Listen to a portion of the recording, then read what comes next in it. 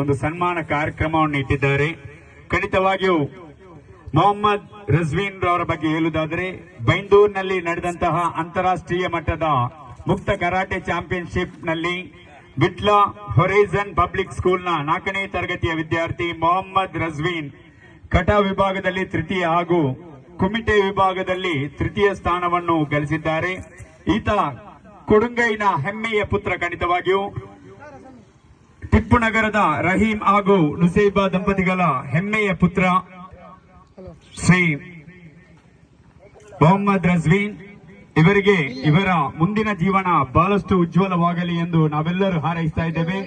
ನಿಮ್ಮ ಸಮರ್ಪಣೆ, ಕಠಿಣ ಪರಿಶ್ರಮ ನಿಜವಾಗಿಯೂ ಫಲ ನೀಡಿದೆ. ರಾಷ್ಟ್ರೀಯ ಕರಾಟೆ ಪಂದ್ಯಾವಳಿಯಲ್ಲಿ ನಿಮ್ಮ ಯಶಸ್ಸು ನಮಗೆಲ್ಲರಿಗೂ ಒಂದು ಸ್ಫೂರ್ತಿಯಾಗಿದೆ. ನಿಮ್ಮ ಮುಂದಿನ ಜೀವನದಲ್ಲಿ ಕೂಡ ಅತ್ಯಂತ ಯಶಸ್ಸು ಗಳಿಸಲಿ ಎಂದು ನಾವೆಲ್ಲರೂ ಈ ಒಂದು ಕ್ರೀಡಾಕೂಟದ ಪರವಾಗಿ ಹಾರೈಸ್ತಾ ಇದ್ದೇವೆ.